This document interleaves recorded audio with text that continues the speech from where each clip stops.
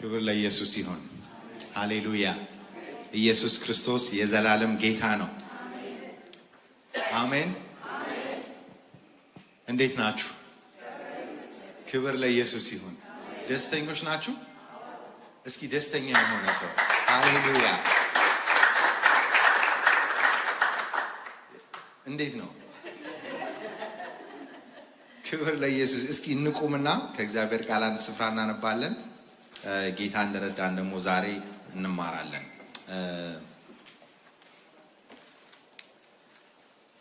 ባለፉት ጊዜያት ለመጨረሻ ጊዜ አብረን የጌታን ቃል ስንካፈል የቆላስይስ መልእክትን ነበረ መማር የጀመርነው። ዛሬም የምንቀጥለው እሱን ነው። ጌታ ይረዳናል። ምዕራፍ 3 ላይ ነበረ፣ ምዕራፍ 2 ጨርሰን ነበር ያቆምነው። ስለዚህ ከምዕራፍ 3 ነው ዛሬ የምንጀምረው። ምዕራፍ 3ን እናወጣና በዋናነት ዛሬ በጣም ትኩረት የማደርገው ከቁጥር 1 እስከ 4 ያለው ክፍል ላይ ነው። ግን እስከ 11 ድረስ ያለውን በወፍ በረር ለመዳሰስ እሞክራለሁ። ከዛ የሚቀጥሉት ጌታ ደግሞ እድል ሲሰጠን ደግሞ ሌሎቹን ክፍሎች እንጨርሳለን ማለት ነው። በጌታ በኢየሱስ ክርስቶስ ስም አነበዋለሁ። ሁላችን አውጥተን ከሆነ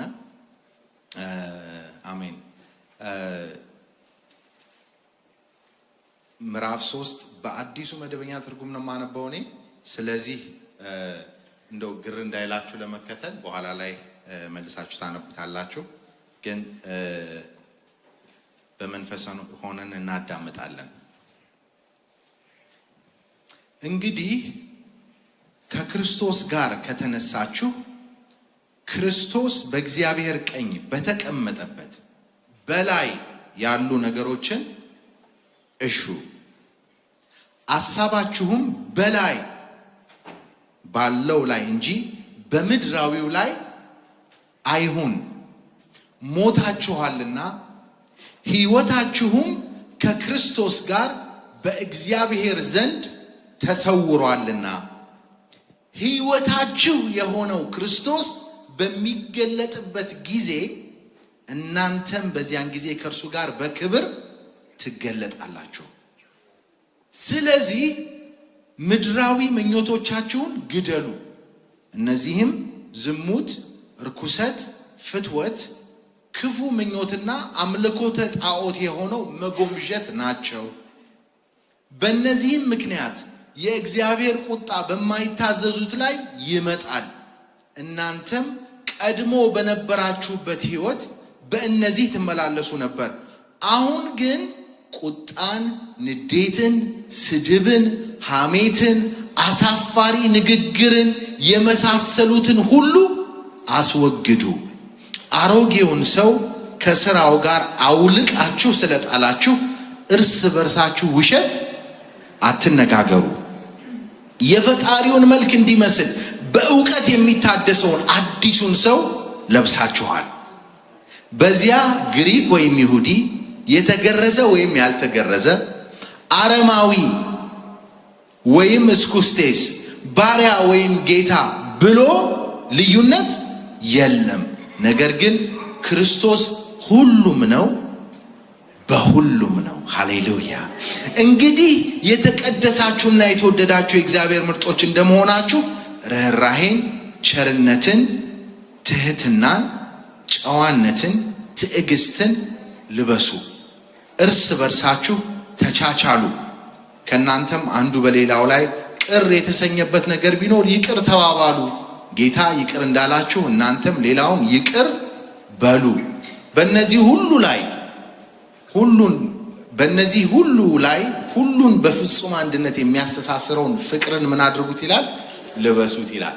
ለመናገር ካሰብኩበት 1-4 ቁጥሮች ወረድ ብዬ ነው ያነበብኩት። ክብር ለእግዚአብሔር ለአምላካችን ነው። እስኪ እንጸልይ። ሃሌሉያ። የዘላለም አምላክ ቅዱስ እግዚአብሔር ሆይ እጅግ አድርገን እናመሰግንሃለን። ጌታ ሆይ ካንተ መማር መታደል ነው። እግዚአብሔር አምላካችንና መድኃኒታችን ሆይ ቃልህን ማጥናት፣ እግዚአብሔር አምላኬ ሆይ ከሕዝብ ጋር ሆኖ ቃልህን መካፈል እግዚአብሔር ሆይ ትልቅ መታደል ነው። ስለዚህ እግዚአብሔር አምላካችን ሆይ ሁላችንን ለዚህ ስለጠራህን ይህን እድል ስለሰጠህን እናመሰግንሃለን። አባት ሆይ አንተ መልካም ደግ ቸር አምላክ ነህ። እንዳንተ ቸርነትና ምህረት፣ እንዳንተ ፍቅር፣ እንዳንተ ይቅርታ ባይሆን ኖሮ እግዚአብሔር አምላካችን ሆይ ይህችን ቀን ባላየናት ነበር፣ ወይ ደግሞ በዚህ ስፍራ ባልሆንን ነበር። ካንተ የተነሳ ስለሆነልን ነገር እናመሰግንሃለን። እግዚአብሔር አምላካችን ሆይ በእውነት እንደዘመር ነው ለኛ ያደረከው እጅግ እጅግ እጅግ ብዙ ነው። እግዚአብሔር አምላካችን ሆይ ብዙ አሳልፈህናል፣ ብዙ አስወጥተህናል፣ አስወርደህናል። ጌታ ሆይ ይህ ሁሉ ካንተ ሆኖልናል፣ እናመሰግንሃለን። ጌታ ሆይ ዛሬ ደግሞ መንፈሳችን እግዚአብሔር አምላካችንና መድኃኒታችን ሆይ ሁለንተናችን ካንተ መማር ይፈልጋል። እግዚአብሔር ሆይ ቃልህን መስማት ይፈልጋል። እግዚአብሔር አምላካችንና መድኃኒታችን ሆይ የሚለውጥን እግዚአብሔር አምላካችንና መድኃኒታችን ሆይ አቅጣጫን የሚያስቀይርን እግዚአብሔር አምላክ ሆይ ፍጥነት የሚያስጨምርን እውነተኛን ያንተን ቃል እግዚአብሔር ሆይ ስር ሰዶ የሚያንጽን እውነተኛ ያንተን ቃል እንፈልጋለን። እግዚአብሔር ሆይ ተራ የሥጋ ማብሰልሰል ጌታ እግዚአብሔር ሆይ ማውጣትና ማውረድ የወለደውን ጌታ እግዚአብሔር ሆይ የሥጋ ሐሳብ አንፈልግም። እውነተኛ መንፈሳዊ የሆነውን ሐሳብህን እግዚአብሔር ሆይ ለኛ የምታስበውን ያንን ነገር የከበረውን ነገር እንፈልጋለን።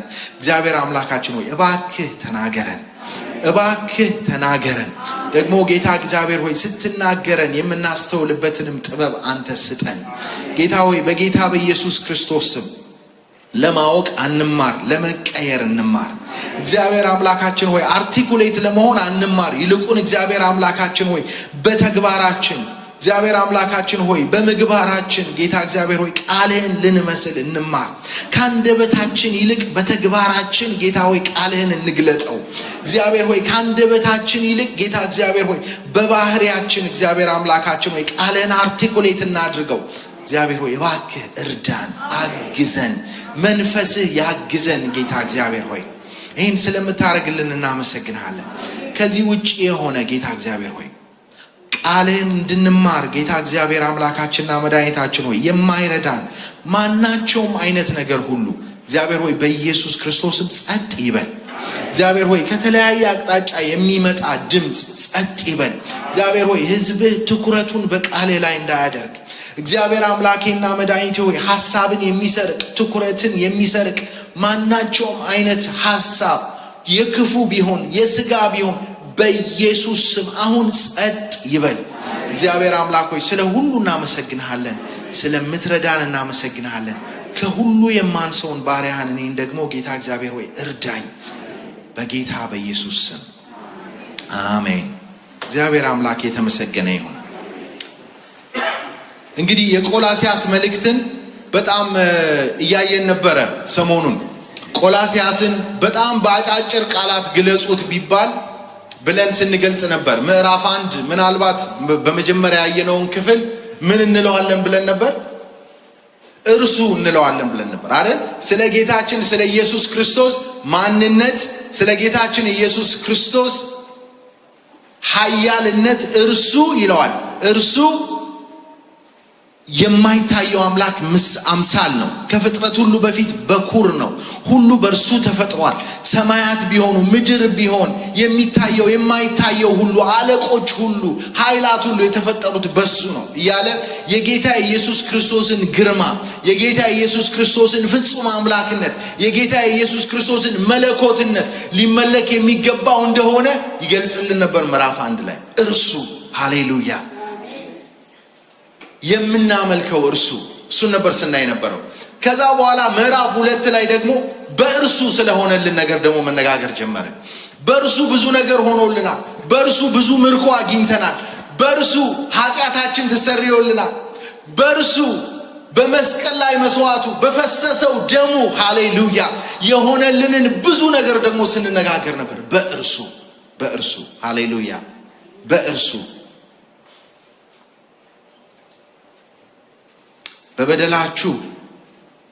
በበደላችሁና የሥጋችሁን ኃጢአታዊ ባህሪ ባለመገረዝ ሙታን ሳላችሁ እግዚአብሔር ከክርስቶስ ጋር ምን አረጋችሁ ይላል? ሕያዋን አረጋችሁ። ሕያዋን መሆን የሆነው በእርሱ ነው። ከሁሉ በላይ ደግሞ ቁጥር 10 ምዕራፍ 2 ቁጥር 10 ላይ እናንተም የገዥነትና የስልጣን ሁሉ ራስ በሆነው በክርስቶስ ምንድናችሁ? ሙሉ ሆናችኋል ይላል። በቃ ሙላት ያገኘነው በክርስቶስ ነው። ይሄ ቀረሽ የማይባል የሆነው በክርስቶስ ነው። ሃሌሉያ! ይሄ የሆነልን በእርሱ ነው ያልን ስንነጋገር ነበር። በእርሱ ዛሬ ሶስተኛው ክፍል ላይ ነው የምንገባው። ምዕራፍ 3 የሐዋርያው ጳውሎስ መልእክቶች አብዛኞቹ እንደሚያደርገው ሐዋርያው ጳውሎስ መልእክቶቹ ላይ በብዙ ጊዜ እንደሚያደርገው መጀመሪያ ዶክትሪናል የሆኑ ነገሮችን ያስቀምጥና አስተምህሯዊ ይዘት ያላቸው ስነ መለኮታዊ ይዘት ያላቸውን ነገሮች ያስቀምጥና ከዛ በኋላ በቀጣይ ምዕራፎች ላይ ወደ ፕራክቲካል ወደ ሆነ ኢምፕሊሜንቴሽን ወደ ህይወት በማዛመድ እንዴት እናወርደው ወደ ምድር፣ እንዴት አድርገን እንኑረው፣ እንዴት ከመሬት እናገናኘው የሚለውን ነገር የሚያደርግበት ክፍል ነው። ምዕራፍ 3 ላይ ሐዋርያው ጳውሎስ ይህንን ነው የሚጀምረው። እግዚአብሔር አምላካችን የተመሰገነ ይሁን።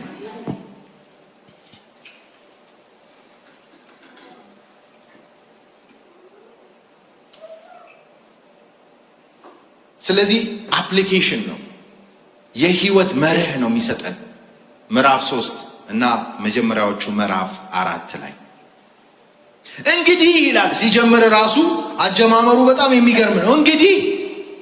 እንግዲህ ከክርስቶስ ጋር ከተነሳችሁ ክርስቶስ በእግዚአብሔር ቀኝ በተቀመጠበት በላይ ያሉ ነገሮችን ይሹ። ትዝ ይላችሁ እንደሆነ ምዕራፍ 2ን ስንዘጋ ምዕራፍ 2 መጨረሻ ላይ ይሄ ወግ አጥባቂ ህገኝነት የሚባለውን ይሄ ሊጋሊዝም እሱን ነበረ ስንነጋገር የነበረው እና ሲዘጋው ምን ይላል? ይሄ ነገር ይላል ይሄ ወግ አጥባቂ የሆነው ህገኝነት ይሄን አትብላ፣ ይሄን አትቅመስ፣ ይሄን አትንካ የሚለው ይሄ አስተምሮ ይላል ምዕራፍ 2 ቁጥር 20 ላይ ጀምሮ ሄዳችሁ ልታዩ ትችላላችሁ። በጣም አጉል ትህትና አለበት ይላል። በአጉል ትህትና የተሞላ ነው እና እንዲሁ ስታዩት ደግሞ ሰውነትን መጨቆን ስላለበት አጉል ትህትና ስላለበት ይሄ ነገር መንፈሳዊ ይመስላል። እነዚህ ነገሮች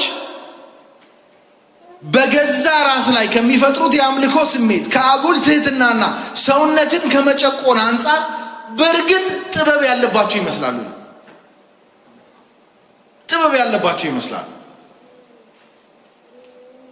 ዝም ብላችሁ ስታስቡ በቃ አትንካ፣ አትቅመስ፣ ራስን ጨቁን፣ በድል፣ እንደዚህ ነው በቃ ይሄ ነው መንገዱ እና ሲታይ እንዴ እውነትም ይሄ ሰውዬ እኮ ለድሎቱ አይደለ ይሄን የሚያደርገው፣ ራሱን እየጨቆነ ነው፣ ራሱን እየበደለ ነው። ታዲያ ከዚህ የበለጠ ትህትና ከየት ይምጣ? ከዚህ የበለጠ እግዚአብሔርን ማያ ጥበብ ከየት ይምጣ የሚያስብል ነው። ግን ሐዋርያው ጳውሎስ የሚለው ይሄ በጣም የተሳሳተ አጉል ትህትና ነው። ጥበብ ያለበት ይመስላል እንጂ ጥበብ የለበትም። ጥበብ ያለባቸው ይመስላሉ ይላል። ወረድ ብሎ መጨረሻ ላይ ሲቋጨው ግን ምንድነው የሚለው?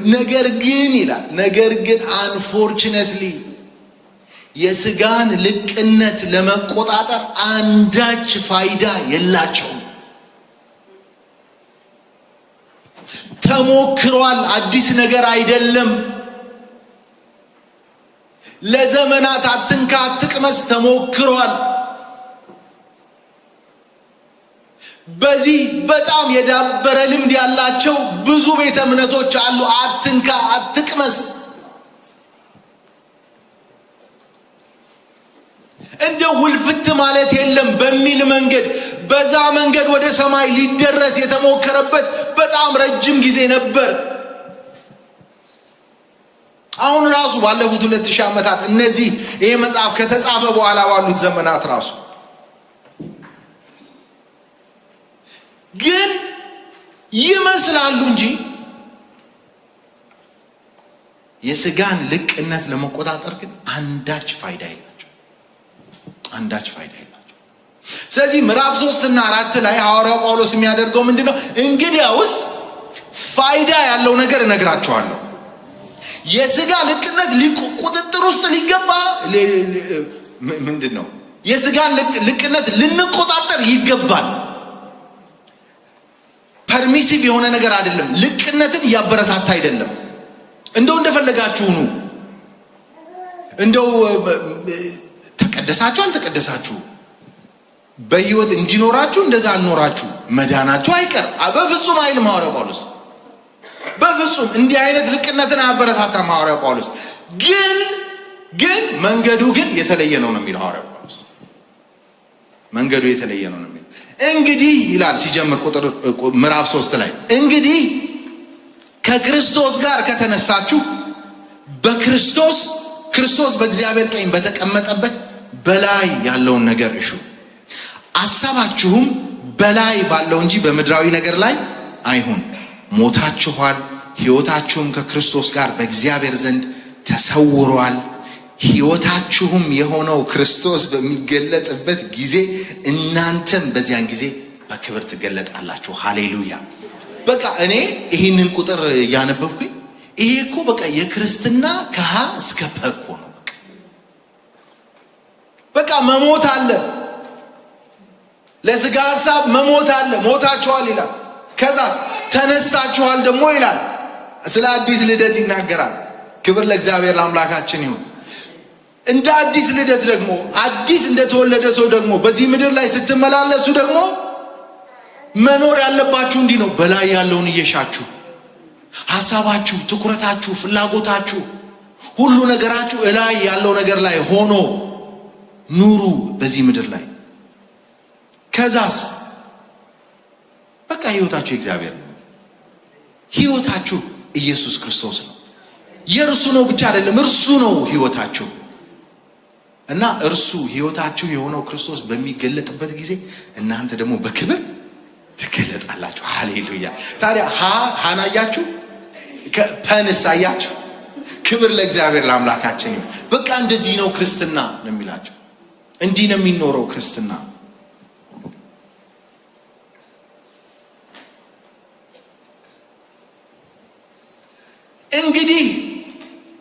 እንግዲህ ድናችኋል፣ ክርስቶስ ኢየሱስን አግኝታችኋል፣ ከክርስቶስ ጋር ሞታችሁ በትንሣኤ ደግሞ ከእርሱ ጋር ተነስታችኋል። አዲስ ሕይወትን አግኝታችኋል። አዲስ ማንነትን አግኝታችኋል። ወደ አዲስ ኪዳን ገብታችኋል። ወደ አዲስ መንግስት ገብታችኋል። ታዲያ ይሄንን አዲስ ኪዳን፣ ይሄንን አዲስ መንግስት፣ ይሄንን አዲስ ማንነት፣ ይሄን የደረባችሁትን ካባ፣ ይሄንን የጫናችሁትን ዘውድ የሚመጥን ህይወት እንድትኖሩ ይጠበቅባችኋል። ዘውድ ለመጫን ካባ ለመደረብ ኑሩ አይደለም። የንጉስ ልጅ ለመሆን እንዲህ አርጉ አይደለም። ይልቁን የንጉስ ልጅ ስለሆናችሁ፣ ዘውድ ስለጫናችሁ፣ ካባ ስለደረባችሁ፣ ኦሬዲ የከበራችሁ ስለሆናችሁ፣ ደግሞ የመጨረሻው ክብር በክርስቶስ ኢየሱስ ከእርሱ ጋር መክበር ስለሚጠብቃችሁ ልትኖሩት የሚገባ ህይወት አለ። ሃሌሉያ። እንደ ንጉስ ልጅ፣ እንደ ዳነ ሰው፣ እንደ አዲስ ሰው የመኖር ማንነት ያስፈልጋችኋል። እንዴት ነው መኖር የሚቻለው የሚለውን ነው የሚያብራራው። የመጀመሪያው ሐሳብ ለእርሱ ብለናል አይደለ? ለእርሱ ነው። አጠቃላይ ሐሳቡ ለእርሱ ነው። የመጀመሪያው ነው ሐሳብ ለእርሱ ተቀደሱ የሚል። ለእርሱ ተቀደሱ። ለእርሱ ምናል አይሰማም። ለእርሱ ተቀደሱ። ሰው ቅድም እንዳልኩት ጌታ ኢየሱስ ክርስቶስን ሲቀበል አዲስ ህይወትን አግኝቷል። አዲስ ማንነት አለው። ለዛ ነው ዳግም ተወልደሃል የምንለው። አዲስ ነው። በቀድሞ ማንነቱ ማንም ሊከሰው አይችልም። አዲስ ሰው ነው ጌታን ሲያገኝ። አዲስ ልደት ነው ያገኘው። አዲስ ማንነት ነው ያገኘው።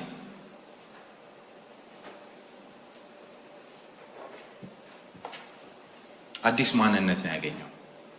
የሰው ልጅ ደግሞ ሲወለድ የሚያስፈልጉት ነገሮች አሉ አይደል? ሲወለድ ጀምሮ መጀመሪያ ላይ የሚያስፈልጉት ነገሮች አሉ። ወደዚህ ምድር ላይ ሲመጣ አንድ ሕፃን ልጅ በቃ ራቁቱን ነው አይደል የሚመጣው? ሕፃን ልጅ ምግብ ያስፈልገዋል አይደል? ፈሳሽ ያስፈልገዋል፣ ልብስ ያስፈልገዋል፣ እንዳይበርደው ሙቀት ያስፈልገዋል። እነዚህን ነገሮች ካላገኘ ያ ልጅ ያድጋል አያድግም?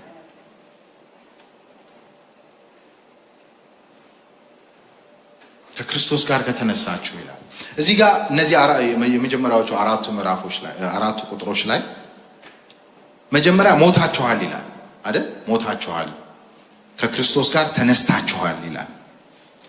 ሕይወታችሁ ደግሞ ከክርስቶስ ጋር በእግዚአብሔር ዘንድ ምን አድርጓል ይላል? ተሰውሯል ይላል። በዚህም ምድር እስካላችሁ ደግሞ በላይ ያለውን እሹ ይላል። ሐሳባችሁም ደግሞ በላይ ባለው ላይ ይሁን ይላል። ከዛ መጨረሻ ላይ ከእርሱ ጋር በክብር ተገልጣችኋል ይላል።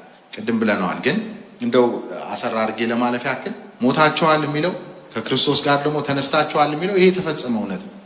በጌታ ለሆኑት ሰዎች ተፈጽመው ሞተናል፣ ደግሞ ከክርስቶስ ጋር ተነስተናል። ሃሌሉያ። ይሄ የሚያወራው ስለ አዲስ ልደት፣ ስለ ሞተው አሮጌው ማንነታችን፣ ስለ ተነሳው አዲሱ ማንነታችን ነው የሚያወራው። ክብር ለእግዚአብሔር ይሁን። ከዛ በኋላ በህይወታችሁ በምልልሳችሁ ደግሞ በላይ ያለውን በእግዚአብሔር ዘንድ ያለውን እሹ፣ ሐሳባችሁን በላይ ባለው ላይ ሆን ይላል። እነዚህ ሁለቱ ትእዛዛት ናቸው። ከዛ መጨረሻ ላይ በክብር ከእሱ ጋር ትገለጣላችሁ የሚለው እሱ ተስፋ ነው አይደለም? ተስፋ ነው። ሃሌሉያ። ስለዚህ የሰው ልጅ ጌታ ኢየሱስ ክርስቶስን እንደ ግል አዳኙ ሲቀበል፣ ጌታን ለመከተል ሲወስን በሰማያዊው ዓለም የሚፈጸም የሆነ ታላቅ ተአምራት አለ። አዲስ ልደት የሚባለው ያለ ምክንያት አይደለም። ቅድም እንዳልነው ልክ ሞቶ እንደመነሳት የሚቆጠር ነገር ነው። ለዛ ነው ትንሣኤ የሚለው፣ ተነስታችኋል የሚለው። አዲስ ህይወት ነው፣ አዲስ አቆጣጠር ነው፣ አዲስ ሲስተም ነው፣ አዲስ ማንነት ነው። ክብር ለእግዚአብሔር ለአምላካችን ይሁን። ሞታችኋል። ህይወታችሁም ከክርስቶስ ጋር በእግዚአብሔር ዘንድ ምን ብሏል? ተሰውሯል። ሃሌሉያ። አሁን ህይወት የላችሁም። ሞታችሁ ስትነሱ ያለው ማንነት የምታውቁት ማንነታችሁ አይደለም። እሱ ከመሰላችሁ ተሳስታችኋል። አታውቁትም ማለት ነው። ራሳችሁ ሌላ ሰው ነው፣ ሌላ ማንነት ነው። ሌላ መሆኑ ብቻ ሳይሆን ደግሞ ሌላ እኮ መሆኑ አንድ ነገር ነው። የእናንተም ደግሞ አይደለም። የማን ነው? የክርስቶስ ነው። በዋጋ የተከፈለ ነው። በዋጋ የተገዛ ነው። ክብር ለእግዚአብሔር ለአምላካችን ይሁን። የኔ የምንለው ማናቸውም ነገራችን፣ የኛ የምንለው ማናቸውም ነገራችን የክርስቶስ ኢየሱስ ነው። አሁን ንብረታችን ቁሳዊ ነገራችን አይደለም። እኛ ራሳችን የማንን ነው የሚለው? የክርስቶስ ነን። ሃሌሉያ። ህይወታችሁ ከክርስቶስ ጋር ተሰውሯል። ህይወታችሁ የሆነው እርሱ ክርስቶስ ኢየሱስ ነው።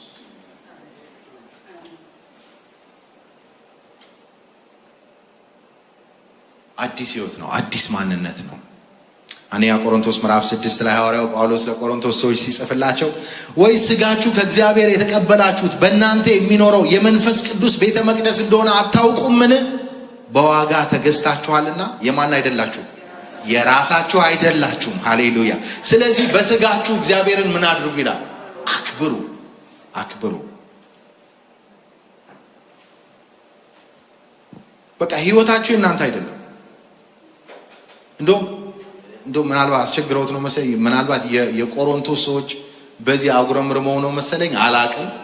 ይውጣላችኋልና ሮሜ 14 ላይ ደግሞ ከኛ አንድስ እንኳን ለራሱ የሚኖር የለም ይላል፣ ለራሱ የሚሞትም የለም።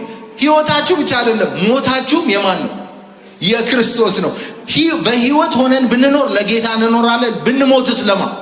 ለጌታ እንሞታለን። ሃሌሉያ። እንግዲህ በህይወት ሆነን ብንኖር ወይም ብንሞት የማንን ይላል? የጌታ ነው። ክብር ለእግዚአብሔር ለአምላካችን ይሁን። አንዳንዶቻችሁ የተዋጠላችሁ አልመሰለኝም። ስለዚህ ልጨምር አንድ ደግሞ ገላትያ 2:20 ላይ ከክርስቶስ ጋር ተሰቅያለሁ ይላል ሐዋርያው ጳውሎስ። እኔም አሁን ያው ሆኜ አልኖርም። ማን ይኖራል? ክርስቶስ በእኔ ይኖራል። አሁንም በሥጋ የምኖርበት ኑሮ በወደደኝና ስለ እኔ ራሱን በሰጠው በእግዚአብሔር ልጅ ላይ ባለ እምነት የምኖረው ነው። ክብር ለእግዚአብሔር ለአምላካችን ይሁን። ኢየሱስ ጌታ ነው። ሕይወታችን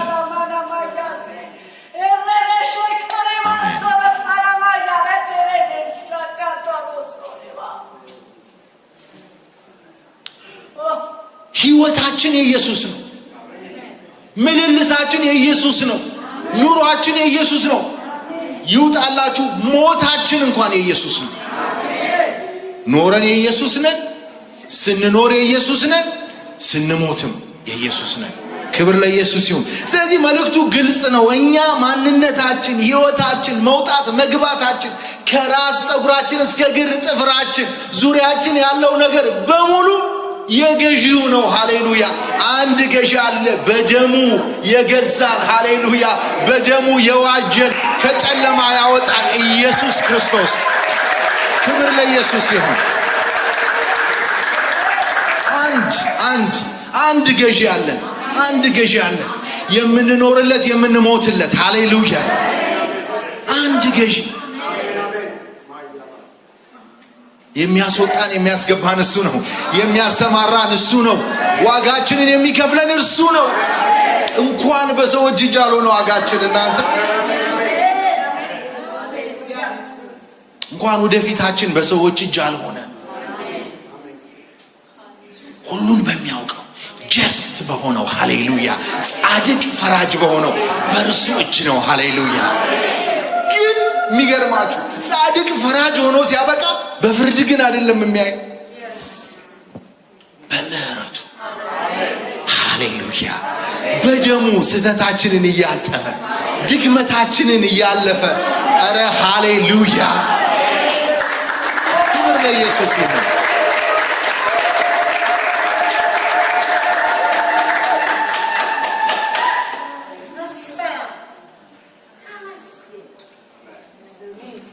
ኑር ስትባል ኑሪ ስትባይ ኑሩ ሲባሉ ለዚህ ኢየሱስ ነው።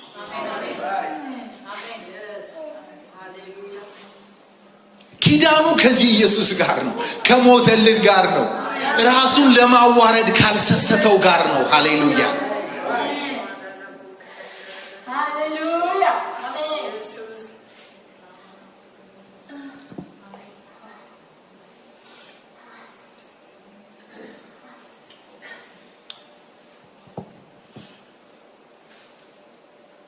ያሉትን ነገሮች እሺ፣ እናንተ በቃ የክርስቶስ ነን እኛ። እላይ ነው እሱ። በቃ ደረጃችን በጣም ከፍ ያለ ነው። አይመጥነንም ይህ ምድር። ይሄ ነው ምልክታችን። የዚህ ምድር ቁሳቁስ በፍጹም ሊወስን አይችልም። በፍጹም ዲፋይን ሊያደርግ አይችልም። በፍጹም ደስታህን ሊለካው አይችልም። ይሄ ትልቅ ኪሳራ ነው። ኢየሱስን አውቆ የጌታ ልጅ ሆኖ ደስታን ከቁስ ጋር ማገናኘት ከዚህ የበለጠ ኪሳራ በምድር ላይ የለም።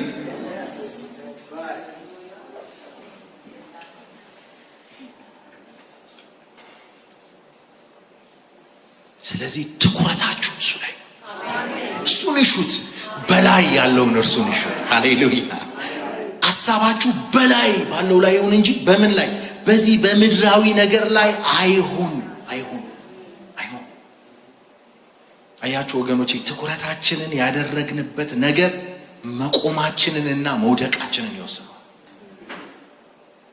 የክርስትናችን መቆምና መውደቅ የሚለካው፣ የክርስትናችን እመርታ የሚለካው ባለህበት እርገጥ ወይ ደግሞ ወደ ኋላ ሂድ ወይ ደግሞ ወደፊት ገስግስ የሚለው የሚለካው ትኩረት ባደረግንበት ነገር ላይ።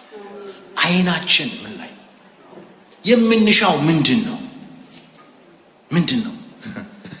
በአንድ ወቅት የማቴዎስ ወንጌል ምዕራፍ 14 ላይ ትዝ ይላችኋል፣ ጌታ ኢየሱስ ክርስቶስ 5000 ሰዎችን በ5 እንጀራና በ2 ዓሣ ከመገበ በኋላ ያ ሁሉ ታላቅ ታምራት ከተደረገ በኋላ ጌታ ኢየሱስ ክርስቶስ ትንሽ መጸለይ ፈለገና ሰዎቹንም ማሰናበት ፈለገና እናንተ ቀድማችሁ ሂዱ አላቸው ይላል ደቀ መዛሙርት ምዕራፍ 14 ቁጥር 22። ወዲያውኑ ደቀ መዛሙርቱ በጀልባ ተሳፍረው ወደ ማዶ እንዲቀድሙ ታዘዛቸውና እርሱ ሕዝቡን ለማሰናበት ወደ ኋላ ቀረ ይላል። ሕዝቡን ካሰናበተ በኋላም ለመጸለይ ብቻውን ወደ ተራራ ወጣ ይላል። ወደ ተራራ ወጣ። በጨለመም ጊዜ ብቻውን በዚያ ነበር። በዚያም ጊዜ ጀልባዋ ባህሩን ዘልቃ እየተጓዘች ሳለች ነፋስ ተነስቶ በማዕበል ትንገላታ ነበር ይላል። ከሌሊቱ በ4ኛው ክፍል ኢየሱስ በባህሩ ላይ እየተራመደ ደቀ መዛሙርቱ ወዳሉበት መጣ። ደቀ መዛሙርቱም በባህሩ ላይ እየተራመደ ሲመጣ ባዩት ጊዜ ፈሩ። እነርሱም ምትሃት ነው በማለት በፍርሃት ጮሁ ይላል። ኢየሱስም ወዲያውኑ አይዟችሁ እኔ ነኝ አትፍሩ አላቸው ይላል። ጴጥሮስም ጌታ ሆይ አንተ ከሆንህስ በውሃው ላይ እየተራመድኩ ወደ አንተ እንድመጣ እዘዘኝ አለው ይላል። እርሱም ና አለው ይላል። ጴጥሮስም ከጀልባው ወርዶ በውሃው እየተራመደ ወደ ኢየሱስ ምን አረገ ይላል? አመራ። ሃሌሉያ ሃሌሉያ፣ አመራ። ነገር ግን የነፋሱን ኃይል ባየ ጊዜ ምን አረገ ይላል? ፈራ። መስጠምም ሲጀምር ጌታ ሆይ አድነኝ ብሎ ጮኸ ይላል። ኢየሱስም ወዲያውኑ እጁን ዘርግቶ ያዘውና አንተ እምነት የጎደለ ለምን ተጠራጠርህ አለው ይላል። ክብር ለእግዚአብሔር ለአምላካችን ይሁን።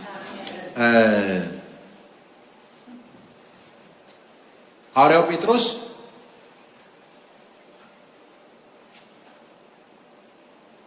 ጌታን ሲራመድ አየው። ይሄ ምትሃት ነው አሉ፣ ፈሩ ይላል። በጣም ኃይለኛ ፍርሃት ውስጥ ነበሩ።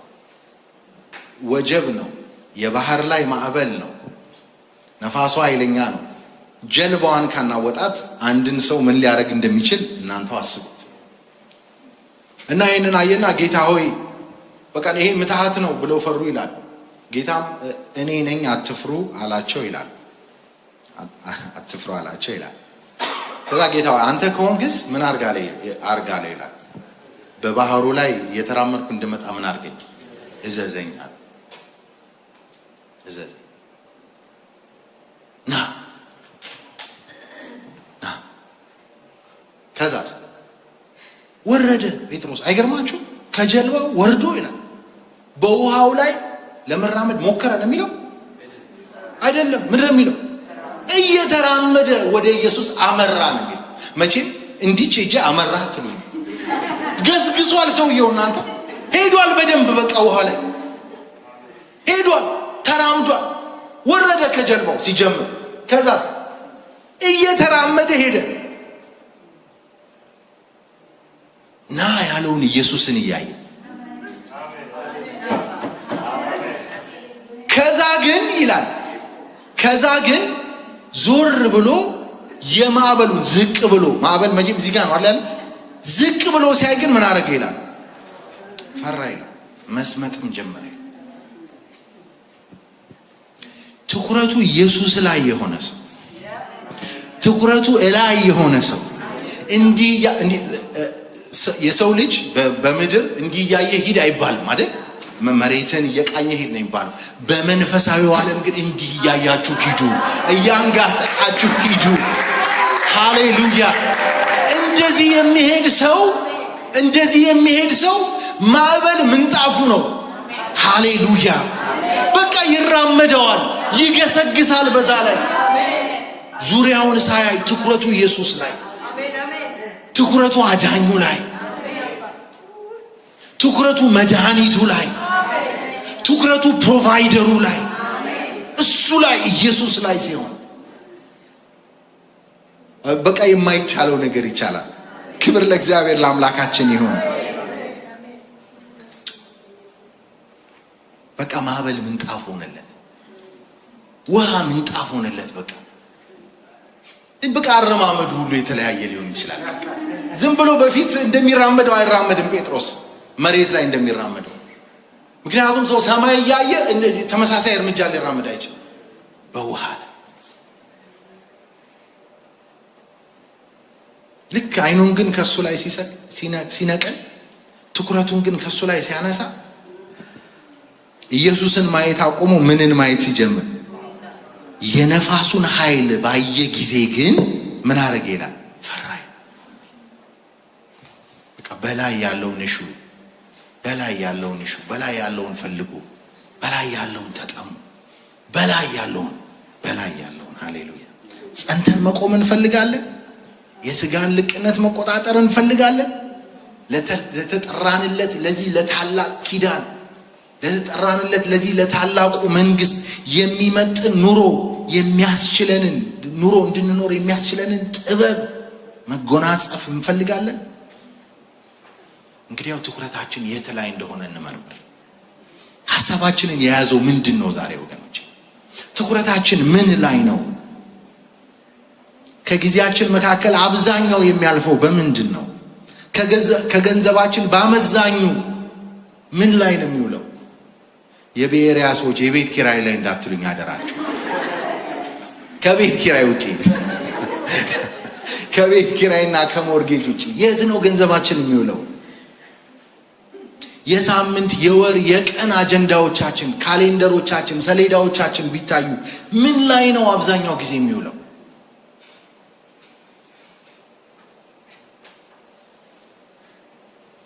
ወገኖቼ እነዚህ ነገሮች ቋንቋ ቢኖራቸው አንደበት ቢኖራቸው አውጥተው የሚናገሩት የሚያሳብቁት ነገር አላቸው። ጊዜያችን ያሳብቃል፣ ካሌንደራችን ያሳብቃል። ካሌንደር ላለን ሰዎች፣ ለሌለን ደግሞ ቢኖረን አይከፋም።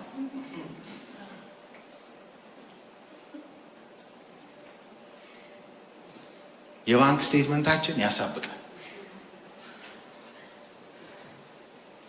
አፍ ቢኖራቸው አንደበት ቢኖራቸው ምን ብለው ይሆን የሚናገሩት? አሁንማ አፍ እያበጁላቸው ነው በኤአይ። ባንክ ስቴትመንቶቻችሁ ጋር ገብታችሁ ሊነግራችሁ ይችላል። ኤአይ ኢንተግሬትድ ከሆነ በዚህ ወር አብዛኛውን ጊዜን ያጠፋው እዚህ ላይ ነው፣ በቻርቱ ሊያመጣላችኋል። አብዛኛው ሪሶርስህን ያጠፋው እዚህ ላይ ነው። ምግብና መጠጥ ላይ ይሆን? ከቤት ኪራይ ውጭ ቅድም እንዳለ ምን ላይ ይሆን? ወደማይመለሱ ብድር ወዳልሆኑ ስጦታዎች የሄዱት ስንት ይሆኑ?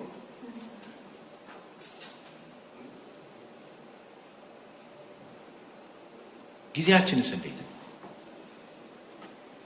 ከቃሉ ጋር ያለን ጊዜ፣ ለጸሎት ያለን ጊዜ፣ ለህብረት ያለን ጊዜ እንዴት ነው? ትኩረታችንን ያሳብቃል። ትኩረታችንን ይናገራል። ሐሳባችን የት እንደሆነ ይናገራል።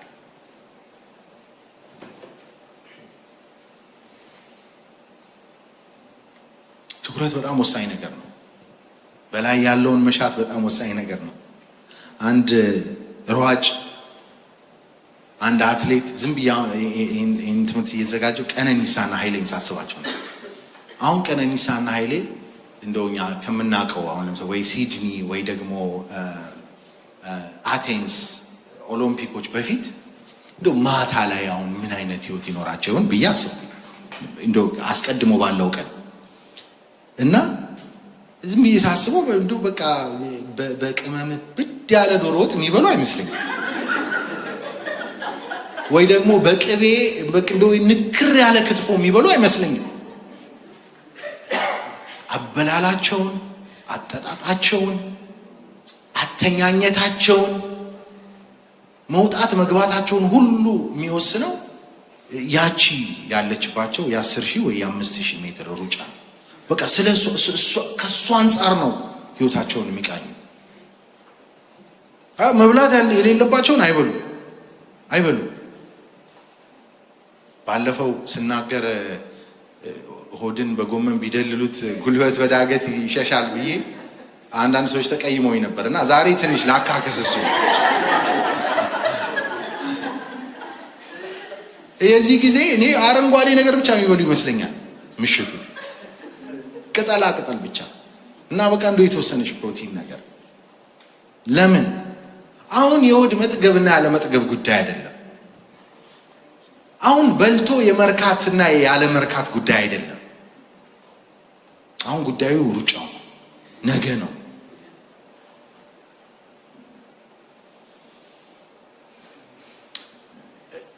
እንደ ሯጭም እንመሰላለን አይደል?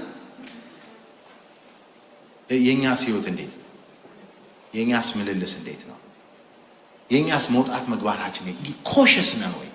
ኮንሱም ስለምናደርገው ነገር ስለምናስገባው ነገር በአይናችን በጆሮአችን ኮሸስ ነን?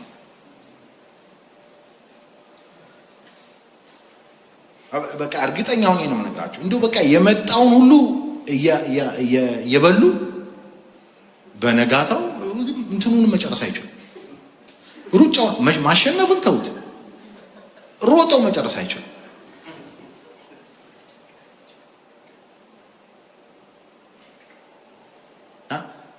ይሄ የመጣውን ሁሉ እያስተናገድን በጣም ለቃሉ ይቅርታ አድርጉልኝ፣ የተሻለ ነገር ስላላገኘሁለት ነው። በቃ እንደ ዌስት ባስኬት ማንም በቃ እያመጣ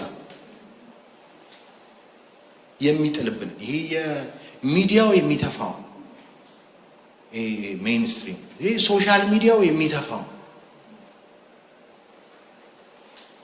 አሁን ደግሞ ሁሉ ጋዜጠኛው ነው። በቃ ጋዜጠኛ ለመሆን ድሮ ትሬኒንግ አለ፣ የሥራ ልምድ አለ፣ ብዙ ነገር ነበር የሚያስፈልገው። አሁንስ ስልክ ነው የሚያስፈልገው። ስልክ ያለው ሁሉ ምንድን ነው? ጋዜጠኛ ነው። በቃ እንደውም በጣም በተቻለ ሁኔታ በቃ ላይቭ እገባለሁ። አንዳንድ በጣም በቃ ወሳኝ መረጃ ደርሶኛል ማለት እና እኔ እንትኑ አይደለም የሚገርመኝ፣ እኔ ሰዎቹ አይገርሙኝም። ከዛ 10 ምናምን ሺህ ሰው እየተከታተላቸው ነው ይላል። ይሄን ያህል ሰው አያቸው። ኢትስ ማይንድ ቦግሊንግ። እንደው የእውነት አስቤ መጨረስ አልቻልኩም። እስካሁን ያሰብኩ እንዴት ሊሆን እንደሚችል ግን ዲማንዱ ስላለ ነው፣ ኒዱ ስላለ ነው። ይሄ በቃ ከግራ ከቀኝ የሚመጣውን እያግበሰበስን ሁሉን አስገብተን ትኩረታችን ላይ ያለው ላይ ሊሆን አይችልም። በቃ ዙሪያው ላይ ነው፣ በቃ ነፋሱ ላይ ነው፣ ማዕበሉ ላይ ነው። በቃ እንዲህ እየዞረን ነው።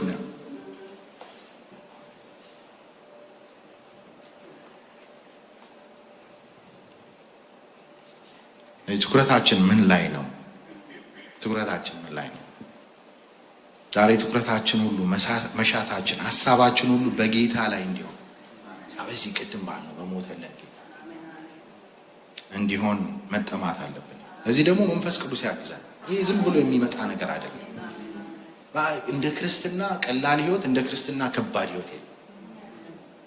ክርስትና በጣም በጣም ከባድ ነው። በጣም ከባድ ክርስትና በጣም በጣም ቀላል ነው። በጣም ቀላል። በሁለቱ ስቴትመንቶች መካከል ያለው ልዩነት መንፈስ ቅዱስ መንፈስ ቅዱስ ሲረዳን፣ መንፈስ ቅዱስ ሲያግዘን፣ መንፈስ ቅዱስ ሲደግፈን በቃ ከባድ የመሰለው ነገር በጣም ቀላል ይሆንልናል። ጴጥሮስን ይሁት መንፈስ ቅዱስ በፊትና ከመንፈስ ቅዱስ በኋላ። ከመንፈስ ቅዱስ በፊት በጣም በታናናሾች ፊት ጌታ ኢየሱስን ካደው። አንድ አይደለም 3 ጊዜ። ያውም እኮ ተነግሮት ነው፣ ማስጠንቀቂያ ተነግሮት፣ የሰዓት ሊሚት ሁሉ ተሰጥቶት። የሚገርም ትንቢት እኮ። ትክደኛለህ 3 በቃ ዶሮ ሳይጮህ አለው። ኤግዛክት የሆነ ታይም እንደምንም ራሱን የሆነ ቤት ውስጥ ራሱ ቢዘጋ እኮ ሊያልፍ ይችላል። ግን 3 ጊዜ ካደው ይላል። ያኛውስ ጴጥሮስ፣ ከመንፈስ ቅዱስ በኋላ ያለው ጴጥሮስ ሌላ ጴጥሮስ ነው። እናንተ በቃ በጣም የሚገርም ጴጥሮስ። ሁለቱንም ጴጥሮስ ብለን መጥራታችን ራሱ እኔ እንጃ። ጴጥሮስ 2.0 በቃ የሚገርም ሰው።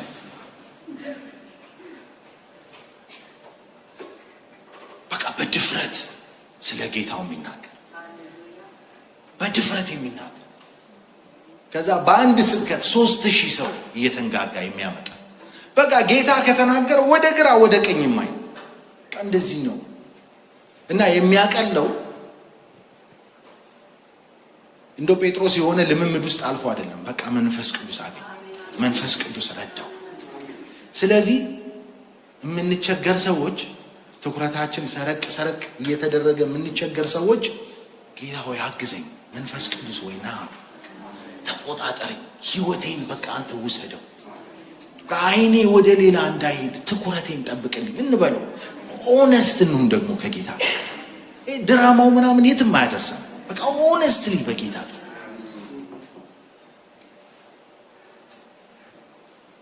ክብር ለእግዚአብሔር ለአምላካችን ይሁን። ጌታ መንፈስ ቅዱስ ሆይ አይኔን ካንተ ላይ እንዳላነሳ እስኪ እንበል ሁላችን። ጌታ መንፈስ ቅዱስ ሆይ አይኔን ካንተ ላይ እንዳላነሳ፣ ትኩረቴን ትናንሽ ምድራዊ አጀንዳዎች እንዳይሰርቁኝ፣ የተሰቀለውን ኢየሱስ በአይኔ ፊት እንዳይጎላ፣ አዚም እንዳይሆንብኝ ልጅህን ጠብቀኝ፣ ተቆጣጠረኝ፣ እጄን ይዘህ ምራኝ። አሜን ሃሌሉያ። በቃ እንደዚህ እንበለው። ጌታ ደግሞ ይረዳናል። ረዳችኋለሁ ስላለ ይረዳናል። ክብር ለእግዚአብሔር ለአምላካችን ይሁን። የመጀመሪያው ነጥብ ይሄ ነው። በቃ ክርስቶስ ኢየሱስን በላይ ያለው ሐሳባችሁ በላይ ያለውን እሹ፣ ሐሳባችሁ ደግሞ በላይ ባለው ላይ ይሁን። ሁለተኛ ነጥብ አሮጌውን ማንነት ከስራው ጋር ማውለቅ ወይም ደግሞ ምድራዊ ምኞቶቻችንን መግደል በሚል ሐሳብ ነው ሁለተኛው ነጥብ የምናገረው። ሞታችኋል ይላል፣ ከክርስቶስም ጋር ተነስታችኋል፣ ሕይወታችሁም ክርስቶስ ኢየሱስ እንደመሆኑ መጠን ሐሳባቸውና ትኩረታቸው በክርስቶስ ላይ እንዳለ ሰው ትኖሩ ዘንድ ግድ ነው። በቃ ይሄ ያስፈልጋል። ይህን ደግሞ የምነግራችሁ እንድታውቁት ብቻ አይደለም፣ አውቃችሁ እንድትኖሩበትም ጭምር ነው የሚላቸው። ልትኖሩ ስትጀምሩ ከእናንተ የሚጠበቀው ከድካማችሁ ጋር፣ ከምኞቶቻችሁ ጋር፣ ከክፉ ሐሳቦቻችሁ ጋር እዚህ ጋር የሚለው ቁጭ ብላችሁ እንድትደራደሩ ሳይሆን ምን እንድታደርጓቸው እንድትገሏቸው ነው። ቁጥር 5 ስለዚህ ምድራዊ ምኞቶቻችሁን ምን አድርጉ ይላል? ግደሉ። በቃ ታሽሞንሙነው ነው። ግደለው።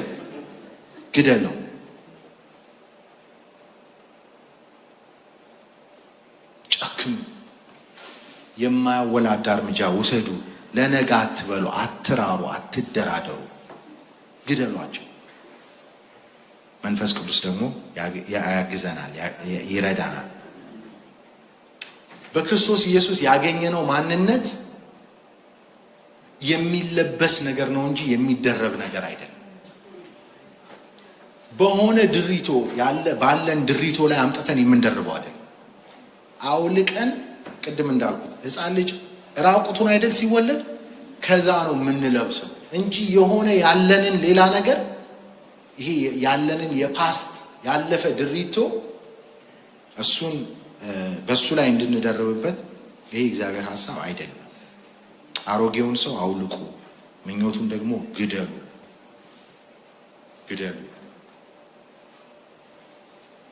ምናልባት ክርስቲያን ለመግደል የተፈቀደለት ብቸኛው ቦታ ሳይሆን አይቀርም። ግደሉ።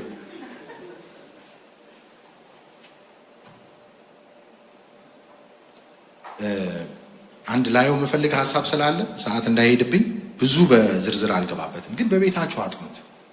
እንዴት ነው የሰው ልጅ ምኞቱን መግደል የሚችል? እንዴት ነው የሥጋ ምኞትን እየገደለ ምድራዊ ምኞትን እየገደለ ሌላውን መልበስ የሚችለው መጎናጸፍ የሚችለው? በቃ አንድን ነገር ለመግደል በቃ ማስራብ ነው። አይ ደግሞ በጭካኔ በቁርጠኝነት የሚደረግ ነው እና በቤታችሁ ባላችሁ ጊዜ በጣም እንድታዩት በጣም ኢንከሬጅ አደርጋችኋለሁ። ግደሉ ይልና ከዛ የሚዘረዝራቸው ባህሪያት አሉ፣ የሚዘረዝራቸው ነገሮች አሉ። ብዙ ናቸው። ከቁጥር 5 ጀምሮ እስከ ቁጥር 10 ድረስ ባለው እና እንደው ለመነጋገር እንዲመቸን በሚል ብዙ ኢንዲቴል ለመግባት ያው እንደምታዩት ጊዜ አይፈቅድልኝም። ግን በአራት ክፍሎች አስቀምጫቸዋለሁ እና አንዳንዶቹ ከቦታ ቦታ ሊቀያየሩ ይችላሉ እና እሱ እንደው ለውይይት እንዲያመቸን በሚል ነው። የመጀመሪያው የሚለው በስጋችሁ ተቀደሱ። በስጋችሁ ምን አድርጉ? ተቀደሱ። ይሄ ነው የመጀመሪያዎቹ ነገሮች የሚያንጸባርቁት ይሄንን። ስለ ዝሙት፣ ርኩሰት፣ ፍትወት የሚያወሩት እነዚህ ናቸው። መጀመሪያ ላይ ርኩሰት፣ ዝሙት፣ ርኩሰት፣ ፍትወት፣ ክፉ ምኞትና አምልኮተ ጣዖት የሆነው መጎምጀት። ክፉ ምኞትንና ይሄ አምልኮተ ጣዖት የሚለውን እነሱን ወደ ኋላ ላይ በሐሳብ መቀደስ በሚለው ውስጥ ነው የከተትኳቸው። ግን በስጋችሁ ተቀደሱ ይላል። እዚህ ጋር የሚያወራው በብዙነት ስለ ሴክሹዋል ኢሞራሊቲ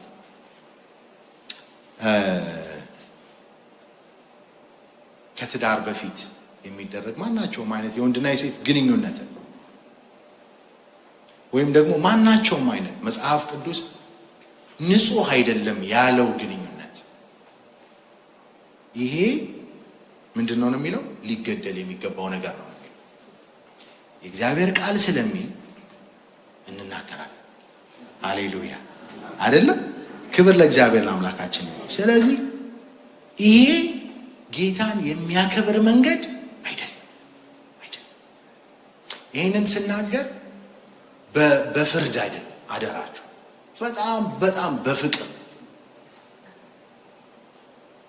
ሊፈርድ የሚገባው የሚችል አቅሙ ያለው ኢየሱስ ክርስቶስ ብቻ። ሌሎቻችን የተጻፈውን ማንበብ፣ የተጻፈውን ማስተማር፣ ይሄን ማድረገው። ስለዚህ በእንደዚህ አይነት ልማድ ውስጥ፣ በእንደዚህ አይነት ምልልስ ውስጥ፣ በእንደዚህ አይነት ጉዞ ውስጥ፣ በእንደዚህ አይነት ጎዳና ውስጥ ያላችሁ ለዚህ ደግሞ የተለያየ ጀስቲፊኬሽን የምታቀርቡ ሰዎች ይሄ ጌታ የሚከብርበት መንገድ አይደለም።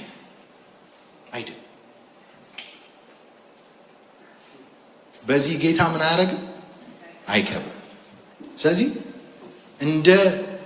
እንደ ኪዳኑ ልጆች፣ እንደ አዲስ ፍጥረቶች በብዙ ራሳችንን መጠበቅ ያስፈልጋል። ንጽህናችንን መጠበቅ ያስፈልጋል። ክብር ለእግዚአብሔር ለአምላካችን ይሁን። ርኩሰት የሚለው ከዚህም የከፋ ነው። በቃ ይሄ ትንሽ ከሴክሹዋል ኢሞራሊቲ ጋር የተገናኘ ነው፣ ግን በጣም ጠለቅ ያለ የሞራል ልሽቀትን የላይፍ ስታይል የማድረግንም ሁኔታ አብሮ የሚያያይዝ ነው። የተለያዩ ቦታዎች ላይ ደግሞ የዘመኑ ይሄ ከተመሳሳይ ጾታ ጋር ምናምን የተገናኘውን ነገር በብዙ የሚይዝ ነው። ስለዚህ በቃ በስጋችሁ ተቀደሱ። ይህንን ደግሞ በህይወታችሁ አሳዩ። ክብር ለእግዚአብሔር ለአምላካችን ይሁን። ምድራዊ ምኞቶቻችሁን ማድረጉ ይላል፣ ግደሉ ይላል። ግደሉ እንዳልኩት በዝርዝር ለመነጋገር ጊዜ የለም። ከዛ ግን ቀጥሎ በሐሳባችሁ ደግሞ ተቀደሱ ይላል። አሁን የተግባር ብቻ አይደለም፣ ሐሳብም ምን ሊደረግ ይገባዋል? ሐሳብም ሊቀደስ ይገባዋል። ሐሳብም ሊቀደስ ይገባዋል። ስለዚህ ክፉ ምኞትን፣ አምልኮተ ጣዖትን፣ መጎምጀትን፣ ክፋትን እነዚህን ምን አድርጉ ይላል? አስወግዱ ይላል። እነዚህን አስወግዱ፣ እነዚህን አውልቃችሁ ጣሉ። እነዚህ የአሮጌው ማንነት ባህሪዎች ናቸው።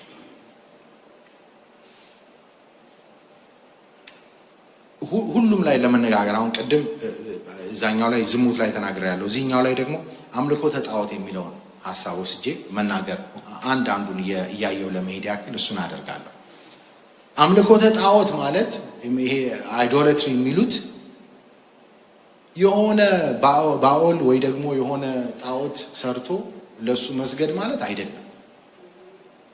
ስለሱ አይደለም እዚህ ጋር ሐዋርያው ጳውሎስ የሚያወራው። እሱ ስህተት ነው፣ ግን ግልጽ ስህተት ነው። እሱ ግልጽ ስህተት ነው። ይልቁንም ምንም ነገር ቢሆን ምንም ነገር በህይወታችን ውስጥ የጌታን ቦታ እንዲይዝ ስንፈቅድለት አምልኮተ ጣዖትን እየተለማመደ ገንዘብ ቢሆን፣ እርካታ ቢሆን፣ ስልጣን ቢሆን፣ ቁሳዊ ነገሮች ቢሆኑ ሁልጊዜ በጌታ ደስ ይበላችሁ የተባለን ሰዎች ሁልጊዜ በገንዘብ ደስ ሲለን፣ ሁልጊዜ በስልጣን ደስ ሲለን፣ ሁልጊዜ በፕሌዠር በእርካታ ደስ ሲለን፣ ሁልጊዜ በቁሳዊ ነገሮች ደስ ሲለን፣ በቃ አልጠግብ ስንል ሰላማችን፣ እረፍታችን፣ መደላደላችን፣ እርግጠኝነታችን በእነዚህ ነገሮች ጋር ከነዚህ ነገሮች ጋር አንድ ላይ ሆኖ ሲጣባ ያ አምልኮተ ጣዖት። እንደውም ድሮ ትዝ ይላችሁ እንደሆነ አላውቅም፣ መልካም ነገሮች ራሱ እኔ ዘማሪ ደረጀ ከበደን በጣም ነው የምወደው እና ይህን ብዙ ሰው ያውቃል እና ልጅ እያለን በጣም በቃ እሱም በጣም ስለምወደው ስለሱ መዝሙር ነው በቃ ማውራት እንፈልግ፣ ሌላ መዝሙር ባልሰማ ሁሉ ደስ ይለኛል። እንደዛ ነበርኩኝ እና አንዳንድ ወገኖች እንዴ ጣዖት እንዳይሆንብህ ተጠንቀቅ ብለውኝ ያውቃሉ። እንደዚህ አይነት ነገር ነበር። ትዝ ይላችኋል? ጣዖት እንዳይሆንብህ ተጠንቀቅ። ምንም ነገር እኮ በቃ ለእናንተ በጣም በጎ ብላችሁ የምታስቡትን መልካም ነገር ምን እንዳይሆንብህ ጣዖትን። አምልኮተ ጣዖት ማለት እሱ ነው። የጌታን ያክል ስፍራ የሰጠ ነው፣ ቦታ የሰጠ ነው፣ በጣም ሲግኒፊካንት ያደረግ ነው። በቃ ቢለየን እንዶ በቃ እንዴት አድርጌ ነው የምኖረው ምንለው። መቆሜ ከዚህ ነገር አንጻር ነው የምንለው፣ ከዚህ ሰው አንጻር ነው የምንለው። ክርስቲያናዊ መደጋገፍን እያወራው አይደለም ያለው። እሱ ጤናማ ነገር ነው። ግን በቃ ገሌ ከሌለ እኔ የለሁም ምናምን የምንል ሰዎች ይሄ አምልኮተ ጣዖትን እየተለማመድን፣ እገሌ ካልሰበከ እኔ እንደው ባልሰማ ቸርች ባልመጣ የምንል ሰዎች አምልኮተ ጣዖትን እየተለማመድን። ገብቷችኋል ሀሳቤ? በቃ ይሄ ለጌታ ብቻ ሊሰጥ የሚገባውን ቦታ ስፍራ በህይወታችን ላይ ለሌላ ነገር መስጠት ማለት ነው አምልኮተ ጣዖት። እና እግዚአብሔር አምላክ ይርዳን። ስለዚህ በሐሳባችሁ ተቀደሱ ይላቸዋል። ከዛ በአንደበታችሁ ተቀደሱ ይልና ከአንደበት ጋር የተያዙ ነገሮችን ደግሞ ይናገራል። ሐሜት፣ ስድብና የሚያሳፍር ንግግር፣ ቁጣ፣ ንዴት፣ ውሸት ይለዋል። ሐሜት፣ ስድብና የሚያሳፍር ንግግር፣ ቁጣ፣ ንዴት፣ ውሸት።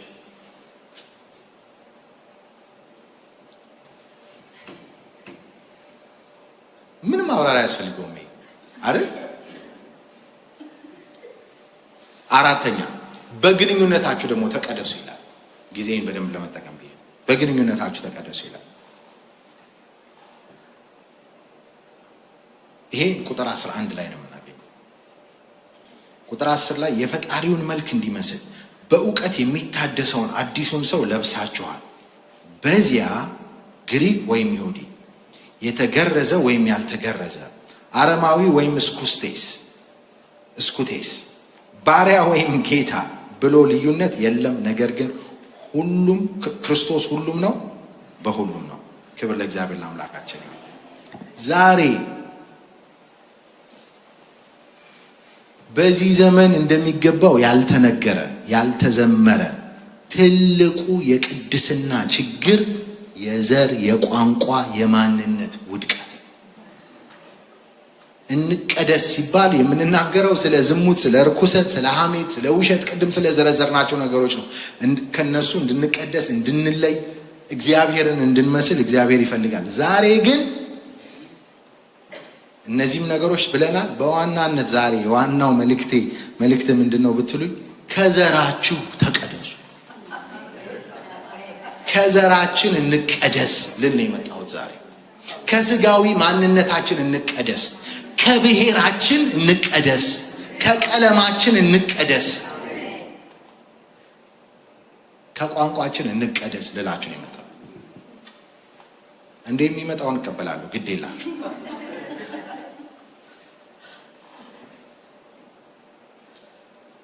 ክብር ለእግዚአብሔር ለአምላካችን ነው።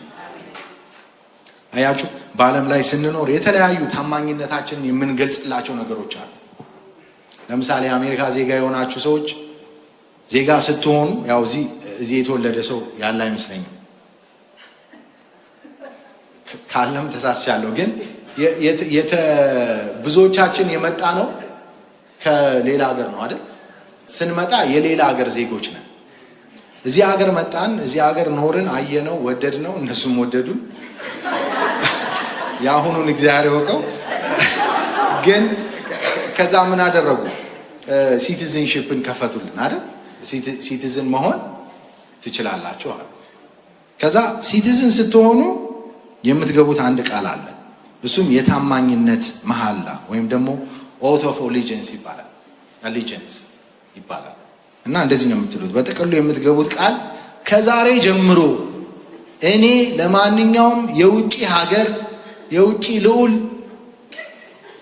ያለኝን ታማኝነት እክዳለሁ ወይም ደግሞ በፈቃዴ እተዋለሁ። ታማኝነቴን ሁሉ ለአሜሪካና ለሕገ መንግስቷ ይሆናል። ይህንንም ሕገ መንግስት አቅም ባለኝ ሁሉ ከውስጥና ከውስጥ ጠላቶቹ ለመከላከል ቃል እገባለሁ ብሎ ነው የሚገቡ። ይሄ ነው በቃ የታማኝነት መሐላ።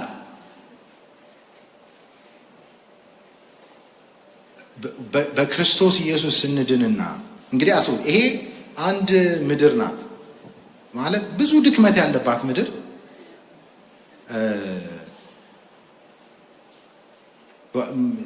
ራሱ ሀገርነቱ ራሱ በቃ የሆነ እኮ ሰዎች ተስማሙና የሆነ ጊዜ የሆነ መስመር አሰመሩ። በቃ እሱ ሀገር ተባለ አይደል? ሁሉም ሀገር ማለት ነው፣ የአሜሪካ ብቻ አይደል። እና ግን ወደ ግዛቴ ስትገቡ ዜግነታችሁን ክዳችሁ የመጀመሪያ ታማኝነታችሁን ለማን አድርጋችሁ? ለእኔ አድርጋችሁ ነው የምትገቡት። ይህንን መሐላ ካላደረጋችሁ አትገቡ፣ አይፈቀድም።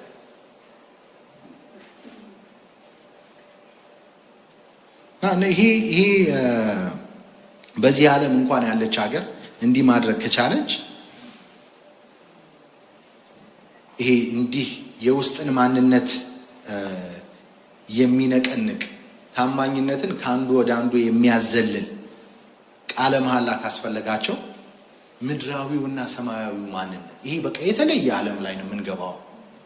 እሱማ ይልቁን እንዴት የታማኝነት የመሐላ ለውጥ አይፈልግም።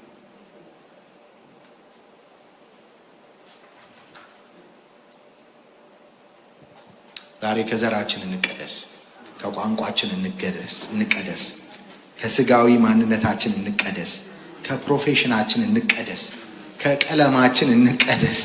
ታማኝነታችን ሁሉ ደሙን ላፈሰሰልን ለጌታ ለኢየሱስ ክርስቶስ ይሁን። ታማኝነት ለጌታ ብቻ ይሁን። አያችሁ፣ ወንጌል ከሚያደርጋቸው ነገሮች መካከል አንዱ ወንጌል የበላይነትን ያጠፋል፣ ሱፐርመሲን ያጠፋል፣ የበታችነትንም ያጠፋል። የተመረጠ ዘር የሚባል የለም፣ የወደቀ ዘር የሚባልም ደግሞ የለም። በክርስቶስ የሆኑ ሁሉ እግዚአብሔርን በማመን እግዚአብሔር በክርስቶስ ኢየሱስ ያደረገላቸውን በማመን የተመረጡ ናቸው።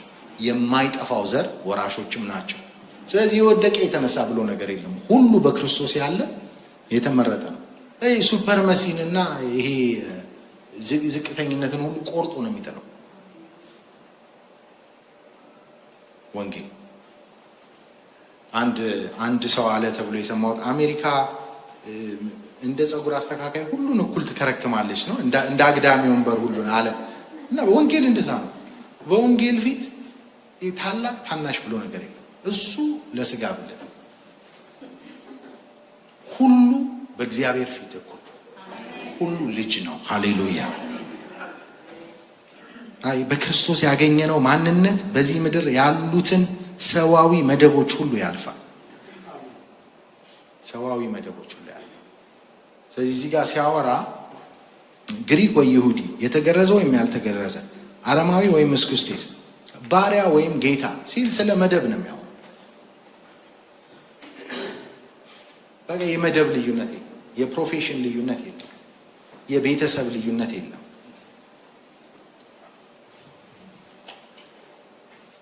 ምናልባት የፊት አውራሪ ገሌ፣ የራስ ገሌ፣ የባለ ሀብት ገሌ፣ የፕሮፌሰር ገሌ ልጅ ልትሆን ትችላለህ። እዚህ ስትመጣ ግን ሁላችንም የንጉሱ የኢየሱስ ልጅ። ስለዚህ ፊት አውራሪን በጣም እንወዳቸዋለን፣ ፕሮፌሰርንም በጣም እንወዳቸዋለን።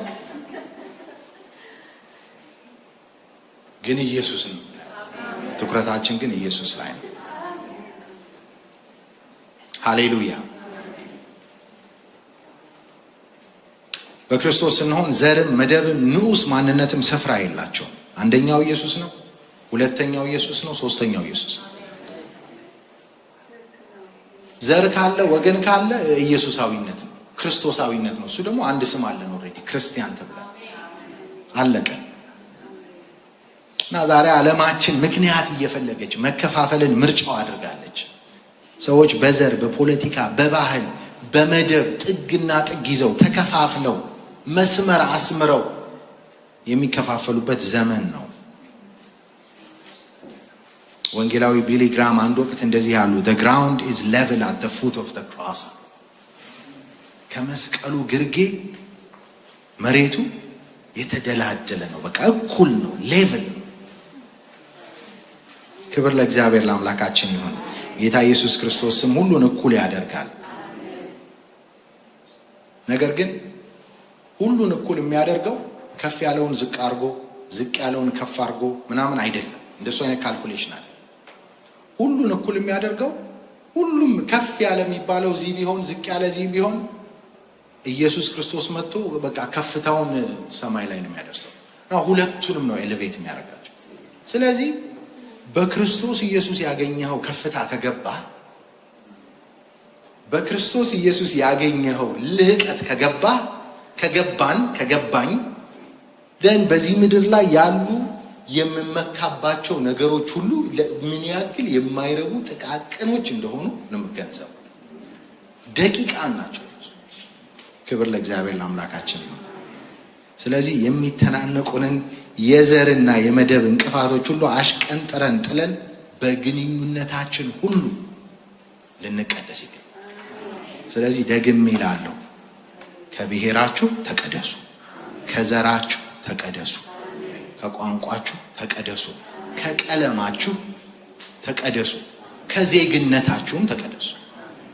ክብር ለእግዚአብሔር ለአምላካችን ነው።